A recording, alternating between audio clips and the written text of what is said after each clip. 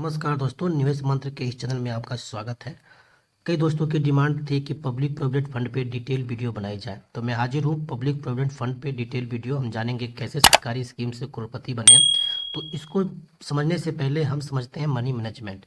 Money management मैंने 3 भागों में अपने हिसाब से बांटा है, जो कि एक कंसेप्ट भी है। इसमें क्या है कि 50, 30 और 20 का रेशो है, जो कि आपको अप्लाई करना है अपने कैपिटल पे। उसको डिटेल समझते हैं। हालांकि आप चाहेंगे तो मैं एक डिटेल वीडियो मनी मैनेजमेंट पे बनाऊंगा। एक छोटा सा सारांश इसमें देना चाहता हूं ताकि आप पीपीएफ को समझ सकें। देखिए, हर एक व्यक्ति को कुछ नीड्स एंड ऑब्लिगेशन होती हैं, ज़रूरतें हैं, दायित्व होती हैं, जिसको वो पीछे नहीं हट सकता। जिसमें आप food, grocery, clothing, home essential bill, rents हो सकते हैं जहाँ आप रहते हैं, चिल्ड्रन एजुकेशन के खर्चे हो सकते हैं, और इंश्योरेंस हो सकता है। ये तो ऑब्लिगेटरी है, इसके बिना किसी भी व्यक्ति का काम चलने वाला नहीं है। तो इसलिए इसमें मैंने रखा है नीड्स एंड ऑब्लिगेशन की कैटेगरी में, जहां अपने पेमेंट को 50% में, तो इसमें आपको 50% निवेश करना चाहिए। मतलब आप निवेश क्या, खर्च ही करना चाहिए। आप यदि 50,000 कमा रहे हो तो 25,000 इसेंशियल काम के लिए आप रखिए। और दूसरा आता है वांट्स एंड डेट मैनेजमेंट। यदि आपके कुछ चाहते हैं और तो उस चाहत को पूरा करने के लिए आप क्या कर सकते हैं।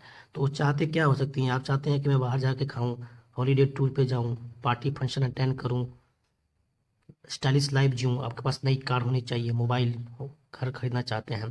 तो ये आपकी चाहते हैं, जो कि ज़रूरत वो है जिसके बिना आपका काम नहीं चलने वाला।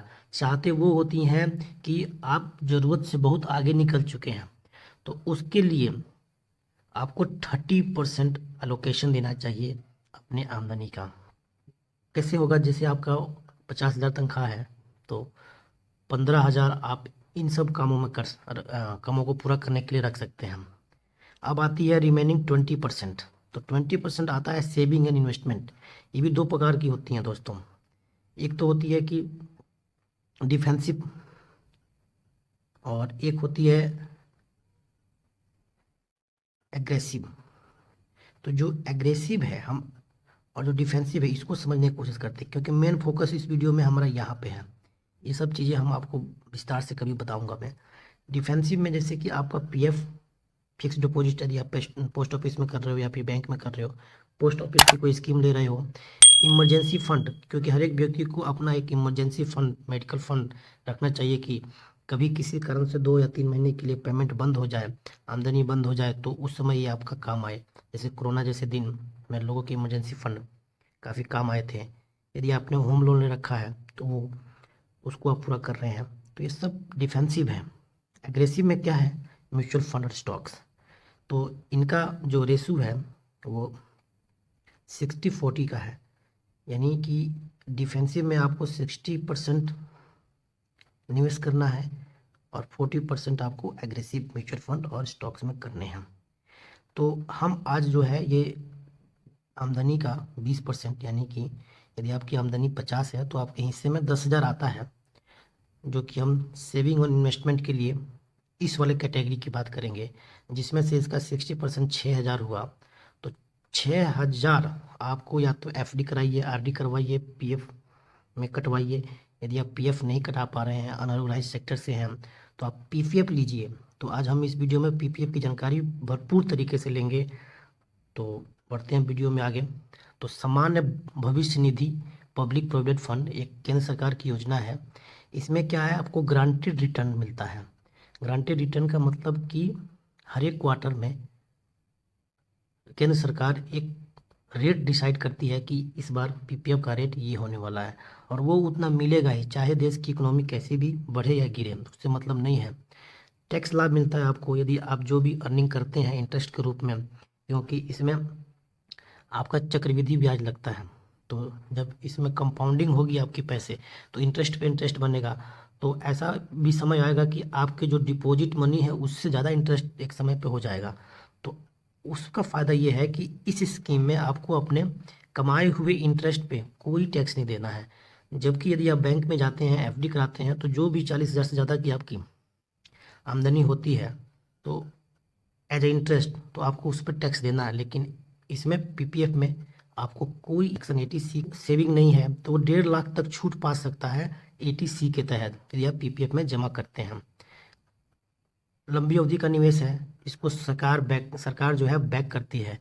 ये जो योजना है सरकारी योजना है, इसमें चाहे आप पोस्ट ऑफिस से कराएं या फिर बैंक से कराएं, डरने की कोई बात नहीं है, क्योंकि इस योजना में लगे हुए पैसे को खर्च करने के लिए पूरा एक प्रावधान है, एक विधि है, जिसे संसद भवन में बजट के रूप में पास करना पड़ता है उस पैसे को खर्च करने के लिए, घर का फ्रॉड हो जाए।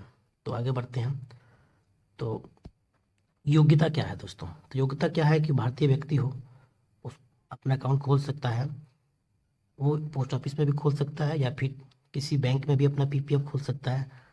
बहुत इजी है, यदि इस बैंक से दूसरे बैंक में ट्रांसफ़र करना है बहुत इजी है, वो ट्रांसफ़र भी करा सकता है, एक पोस्ट ऑफिस से दूसरे पोस्ट ऑफिस में हस्तांतरित करवा सकता है अपने खाते को। हाँ, एक और विशेषता ये है कि यदि कोई गार्जियन है किसी बच्चे के नाम पे ओपन करवाना चाहते हैं तो कोई दिक्कत नहीं है, वो माइनर अकाउंट भी ओपन कर सकते हैं। लेकिन जैसे उनका बच्चा वयस्क हुआ तो वो अपने खाते को हैंडल करेगा, लेकिन जब तक माइनर है तब तक माता पिता उसके लिए जिम्मेवार हैं। एनआरआई भारत में जो पीपीएफ अकाउंट नहीं खोल सकते, जो नॉन रेजिडेंशियल इंडियन है, जो भारत के नहीं रहे हैं, एनआरआई या भारत के हैं लेकिन दूसरे देशों का नागरिकता है, तो वो नहीं खोल सकते पीपीएफ अकाउंट। किसी भी डाकघर में अपना खाता खोल सकते हो, मैंने बता ही दिया, ट्रांसफर भी करवा सकते हो। हम पीपीएफ अकाउंट कहाँ खोल सकते हैं, अभी मैंने चर्चा की, पोस्ट ऑफिस, एसबीआई बैंक, कहीं भी खोल सकते हो आप। कितना पैसा डाल सकते हैं? तो देखिए दोस्तों, मिनिमम तो 500 रुपये है, आपको 500 रुपये तो डालना ही है। मैक्सिमम की लिमिट है, मैक्सिमम आप 1.5 लाख रुपये डाल सकते हो, इससे 1 रुपये ज़्यादा नहीं डाल सकते। अगर आपके पास माइनर अकाउंट खोल रखा है तो आप उसमें अलग से 1.5 लाख ऊपर नहीं डालें। ये नहीं कि जैसे कि मेरा तो है ही, मैं अपने बच्चे का एज अ माइनर दिखा के उसको अकाउंट उसका ओपन करवा दिया और वहाँ भी 1.5 लाख रुपये में डालूँ, तो वो संभव नहीं है, क्योंकि वो मैं उसका अभी गार्जियन हूँ। तो गार्जियन या तो गार्जियन जमा करे या फिर माइनर जमा करे। जब वो वयस्क हो जाए, वो जब एडल्ट हो जाए, तब वो अपना अलग अकाउंट खोल सकता है, उससे किसी को कोई दिक्कत नहीं है। लेकिन एज अ गार्जियन मैं एक ही अकाउंट चला सकता हूँ, या तो मैं अपना या फिर माइनर का। कई फैसिलिटी है इसमें, या तो मंथली आप जमा कीजिए या क्वार्टरली जमा कीजिए, हाफ ईयरली या फिर ईयरली, एक साल साल में एक बार डीलर जाके जमा कर दीजिए। बहुत ईजी है, आपके सहूलत के हिसाब से है। जमा करने के कई माध्यम हैं, आप डीडी से जमा कर सकते हैं, ऑनलाइन बैंक में ट्रांसफ़र कर सकते हैं या फिर चेक भी दे सकते हैं इस स्कीम के लिए। मैच्योरिटी पीरियड क्या है, ये बहुत अहम है। लॉक इन पीरियड वाली स्कीम है, एक बार पैसा आपका चला गया तो वो लॉक हो जाता है दोस्तों। ऐसा नहीं है, फ्लेक्सिबिलिटी नहीं है इस स्कीम में कि आप जब चाहे निकाल लिए, फ्लेक्सिबिलिटी नहीं है, इसीलिए इसमें इंटरेस्ट रेट ज़्यादा है बैंकों से। जैसे कि 15 साल तक आपका ये पैसा लॉक रहेगा, उसके बाद आप उसके 15 साल के पहले निकाल भी नहीं सकते। कुछ शर्तें हैं, कुछ सिचुएशन आप दिखाकर 15 साल के पहले भी निकाल सकते हैं, उसकी चर्चा मैं करूँगा इस वीडियो के अंदर ही करेंगे। 7वें वर्ष, देखिए अभी लिखा भी है, 7वें वर्ष के बाद हम आंशिक रूप से निकासी कर सकते हैं। तो दोस्तों, यदि आपने आज पैसा डाला और आपको आज ही ज़रूरत पड़ गई 1-2 महीने बाद, तो आप भूल जाइए, निकालना नहीं निकाल सकते। यदि आपने कंप्लीट कर लिया 7 साल, तो आप आंशिक पैसे निकाल सकते हैं। वो आंशिक क्या होगा? आंशिक पैसा यानी कि आप 5 साल की, पिछले 5 साल की जो जमा है उसका कुछ भाग निकाल सकते हैं, और जो 2 साल का अभी भी ब्लॉक रहेगा। 1 वर्ष में केवल एक ही निकासी अनुमति है। आपका खाता मान लीजिए आपने स्टार्ट तो किया, लेकिन बीच में आप अनियमित रूप से जमा किया फिर बंद कर दिया, तो आपके खाता को निष्क्रिय कर दिया जाता है। आपको ये नहीं निष्क्रिय हो गया तो आप फिर से मतलब कि वो निकालने के 7 साल पूरा हो गया तो जाए निकाले, तो नहीं। यदि आप कंटिन्यू 7 साल जमा किए हो तो आप एलिजिबल हो कि आप आंशिक निकासी कर सकते हो। निकासी निकाली गई राशि देय नहीं है, 15 साल पूरा होने के बाद भी खाता बढ़ाया जा सकता है। हाँ, कहने का मतलब ये है कि जो आपने पैसा निकाल दिया, मान लीजिए आप 7वें साल कुछ 1 लाख के आसपास में निकाल लेते हैं, तो ये वो आपके अमाउंट से ही डिडक्ट हो जाएगा। उस पर ऐसा नहीं है कि मैं उसको अगले साल कवर करके फिर जमा कर दूं, वैसा सुविधा नहीं है। 15 साल पूरा होने के बाद भी खाता को बढ़ाया जा सकता है। बहुत इंटरेस्टिंग चीज़ है, मैं इस पर थोड़ा सा आपको कैलकुलेशन दिखाऊंगा कि होता क्या है दोस्तों, कि हम किसी जगह यदि काम कर रहे हैं, जैसे गवर्नमेंट जॉब है या कहीं पे है, तो वहाँ पे पीएफ अकाउंट है। तो एक समय आता है कई ऐसी नौकरियां हैं जहाँ पे कि 20 साल ही जॉब कर सकते हैं लोग, वॉलंटरी 20 साल के बाद रिटायर हो जाते हैं। तो क्या होता है कि जब उनकी जमा राशि जब 20 साल तक जमा होती है, पीएफ का वहाँ पे भी सुविधा है, तो 20 साल के बाद ना उनके अकाउंट में अच्छा खासा इंटरेस्ट आने लगता है। मान लीजिए कोई 10,000 जमा कर रहा है तो 20 साल बाद काफ़ी अच्छा अमाउंट होता है, लगभग 4 लाख के आसपास में उसको एज ए इंटरेस्ट मिलेगा। लेकिन सर्विस छोड़ने के बाद वो उनका पीएफ अकाउंट बंद हो जाएगा। तो बंद होने की वजह से क्या है कि बेवजह जो पैसे की ज़रूरत नहीं थी वो उनको लेना पड़ेगा रिटायरमेंट के रूप में। फिर उस पैसे को ना वो कहीं और पार्क करेंगे, कहीं बैंक में या फिर एमआईएस में, या फिर उल्टा पुल्टा कहीं प्लॉट ले लिया, फ्लैट ले लिया।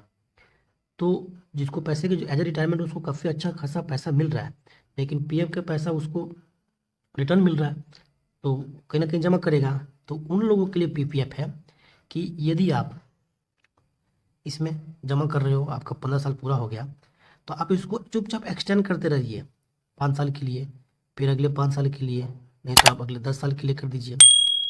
तो जब आप एक्सटेंड करेंगे ना, तो जो यहाँ पे आपका 4 लाख का इंटरेस्ट मिला था, थोड़ा टेक्निकल चीज़ें समझिए, वो आपका इधर बंद नहीं होगा इस अमाउंट इस वाली जगह पे पीपीएफ में। लेकिन यदि आप सर्विस कर रहे हैं, किसी ऑर्गेनाइजेशन में काम कर रहे हैं, वहाँ पे यदि सर्विस आप छोड़ देते हैं तो आपका हिसाब क्लियर करेगा, कंपनी बोलेगा एक पन्नी नहीं रखेंगे, आपका एक पैसा नहीं रखेंगे, आप जाओ तो सारा पैसा दे देगा। तो बेवजह आपको कहीं ना कहीं दूसरे एसेट्स में निवेश करना पड़ेगा, जो कि एग्रेसिव ही होगा, डिफेंसिव तो होगा नहीं। अभी हमने डिस्कशन किया था ना, एग्रेसिव और डिफेंसिव। डिफेंसिव होगा नहीं, डिफेंसिव तो पीएफ ही है, क्योंकि कम रेट इंटरेस्ट देता है लेकिन सुरक्षित देता है, इसलिए उसको डिफेंसिव कहा गया है। तो इसलिए कि हर एक व्यक्ति को एक पीपीएफ अकाउंट ओपन कराना चाहिए, ताकि इमरजेंसी में जिस पैसे की हमें ज़रूरत नहीं है, बेवजह हमें लंबे समय के लिए रखना है, बेवजह नहीं चाहिए पैसा, वो बेवजह नहीं चला सकते आप अपने पीपीएफ को। मैं प्री मैच्योर जो क्लोजिंग होगी वो 7वें साल के पहले करा ही नहीं सकते, 7 साल तो पूरे करने ही हैं। हाँ, यदि आप क्लोजिंग भी करवाते हैं तो 1% डिडक्ट हो जाएगा दोस्तों। सपोज कीजिए कि पीएफ का रेट जो है, इंटरेस्ट रेट 8.2 है, अभी बता रहा हूँ, तो आपको रेट कट के 7.2 हो जाएगा। ये में नॉमिनेशन की क्या फैसिलिटी है, आप किसी को भी नॉमिनी बना सकते हैं। जैसे ही आप मृत्यु होगी तो आपका पूरा पैसा नॉमिनी को ट्रांसफ़र हो जाएगा। तो इस वीडियो में इतना ही था। कुछ चीज़ें हैं एलिजिबिलिटी जो कि पीएफ में कौन कौन ओपन करा सकता है। तो पीएफ में ओपन वही करा सकता है जो भारतीय नागरिक हो, और माइनर भी अपना अकाउंट ओपन करा सकता है, लेकिन जैसे वो मेजर बनेगा वो खुद अपने अकाउंट को हैंडल करेगा। आप कहीं भी अकाउंट खुलवा सकते हैं, पोस्ट ऑफिस में या बैंक में। ज्वाइंट खाता इसमें अलाउ नहीं है। और जिसका यदि किसी इंस्टीट्यूशन में है, जैसे कि एम्प्लॉय प्रोविडेंट फंड में है या फिर जनरल प्रोविडेंट फंड है, वो भी इसको पीपीएफ को ओपन करवा सकते हैं, क्योंकि इसका नाम ही है पब्लिक प्रोविडेंट फंड, हर एक इंडिविजुअल के लिए। तो हम अब कैलकुलेशन करेंगे कि कैसे 1 करोड़ बनता है आपके रेगुलर निवेश से। तो हम जानने की कोशिश करते हैं।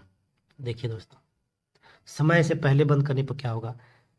यदि आपके पास आपको कोई खतरनाक बीमारी हो गई, उसका प्रमाण पत्र होना चाहिए, मेडिकल डॉक्यूमेंट तैयार होना चाहिए, और बच्चों के एजुकेशन के है तो उसका बिल भी सबमिट करना पड़ेगा। यदि आप किसी दूसरे देश की नागरिकता लेते हैं तो आप आएगा हमारे हाथ में, कहीं ना कहीं खर्च कर देंगे। वैसे अमाउंट को आप पीपीएफ में पार्क कीजिए, लंबे समय तक पार्क कीजिए, एक आपको पक्का कुछ ना कुछ अच्छा खासा ही प्रॉफिट होने वाला है दोस्तों। मैं आपको लेके आया हूँ पीपीएफ फिक्स अमाउंट कैलकुलेटर पे, जहाँ पे हम एक अमाउंट डालेंगे और कैलकुलेट करेंगे कि कैसे ये अमाउंट।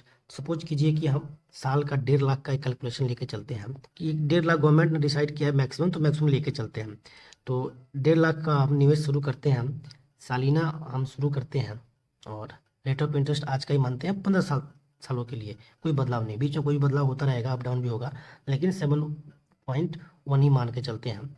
तो दोस्तों, आपका जो जमा राशि होगा टोटल 22.5 होगा, लेकिन आपकी मैच्योरिटी होगी वो 4068 पे होगी, 40,68,000।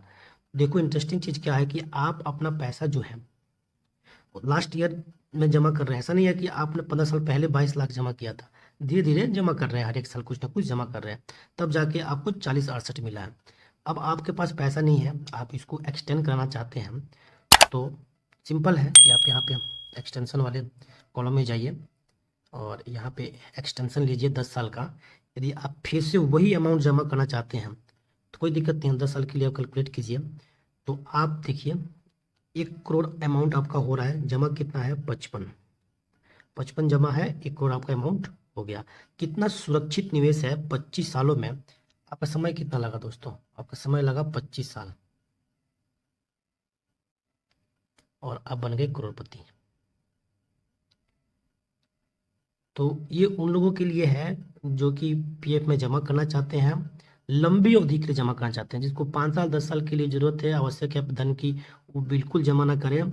लंबी अवधि के लिए 20 साल 25 साल बाद ये एज अ पेंशन के रूप में आप इसको देख सकते हैं, एज अ रिटायरमेंट के रूप में आप देख सकते हैं।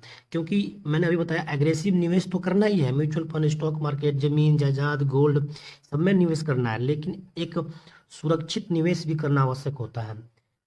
60-40 का रेशो रखिए, सुरक्षित निवेश में 60% जाने दीजिए और एग्रेसिव निवेश में 40%। लेकिन आपके पेमेंट का ये 20% ही होना चाहिए, जैसे पिछले हमने बात की है।